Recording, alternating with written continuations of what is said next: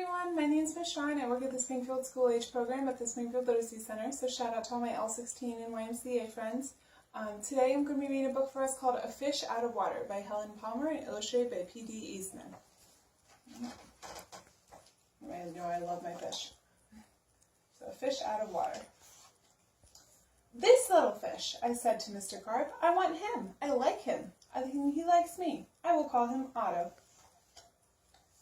"Very well," said Mr. Carp. "Now I will tell you how to feed him." Then Mr. Carp told me, "When you feed a fish, never feed him a lot. So much and no more. Never more than a spot, or something may happen. You never know what." Then I took Otto home. I gave him some food. I did not give him much, just one little spot. But this did not make Otto happy. He wanted more food. He had to have more. Poor Otto, he just had to have more. I knew what Mr. Carp had told me. Never feed him a lot, never more than a spot, or something may happen. You never know what. But I gave Otto all the food in the box. Then something did happen. My little Otto began to grow. I saw him grow. I saw him grow and grow. Soon he was too big for his little fish bowl. There was just one thing to do. I put Otto into the flower bowl. "There, Otto," I said, "this will hold you." But no, the flower bowl did not hold him. Otto went right on growing. This was not funny at all. His tail was growing right out of the top. I grabbed the flower bowl. I ran with it. "Otto," I said, "I know just where to put you. Then you will be all right." I put him in a big pot. But Otto was not all right. I saw him grow some more. Very soon he was too big for the pot.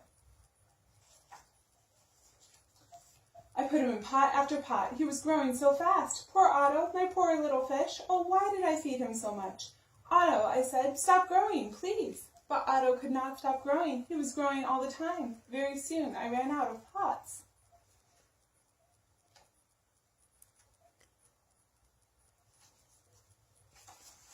Otto had to have water. There was just one thing to do. I did it. I grabbed him. I grabbed him by the tail. I ran with him up to the tub. The tub is big. It can hold lots of water. At last, "There, Otto," I said, "this tub holds my father. This tub holds my mother. So it will hold you." But the tub did not hold him at all. He went right on growing. "Oh, Otto," I said, "what can I do now?" Then crash! The door went down. Crash! Otto went down. I went down too. Oh, what a ride!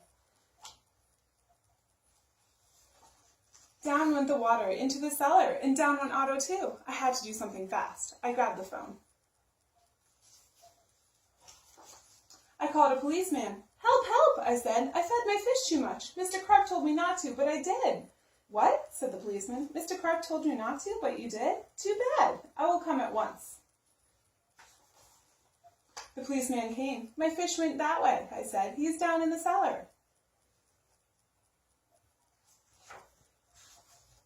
The policeman ran down with me. "What a fish," he said. "He is much too big to keep in a cellar. We will have to get him out." We had to work and work to get Otto out. Poor Otto. Oh, why did I feed him so much? Mr. Carp told me something would happen, and it did. It did. Now we had to get Otto out of the cellar, but now Otto had no water at all. "A fish has to have water," I said to the policeman. "We must take him to water. Get help. Call for help on the radio." The policeman called on the radio. He called for the firemen. "Help, help," he said. "A boy has fed a fish too much." "A boy has fed a fish too much? We will come at once." The firemen came. They all helped to get Otto up. "But where can we take him?" I asked. "Uptown? Downtown?"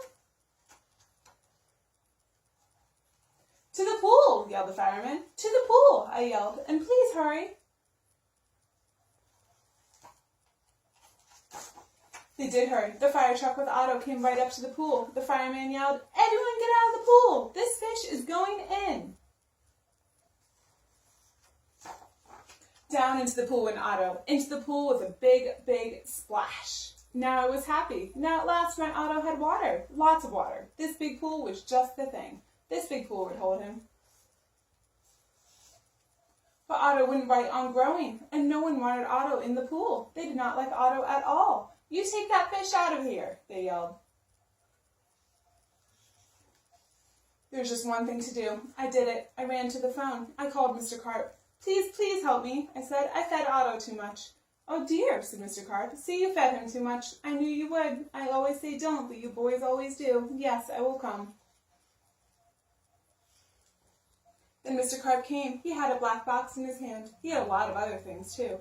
"What are you going to do, Mr. Carp?" I asked him. But Mr. Carp said nothing. He just went right up to the pool. He took his black box with him and all the other things, too. Splash! Mr. Carp jumped into the pool. Splash! Now Otto went down, too. All I could see was his tail. I could not see Mr. Carp at all. What was going on down there? What were they doing down there in the water? Now I could see nothing. Not Otto, not Mr. Carp, nothing at all. Would I see my Otto again? Would I see Mr. Carp again? "Mr. Carp, Mr. Carp," I yelled. "What are you doing? Are you all right?" Then up jumped Mr. Carp. In his hand was a little fish bowl. In the bowl was my Otto. Mr. Carp had made him little again. "Don't ask me how I did it," he said, "but here is your fish." "And from now on," said Mr. Carp, "please don't feed him too much. Just so much and no more." Now that is what I always do. Now I feed Otto so much and no more, never more than a spot, or something may happen. And now I know what. The end.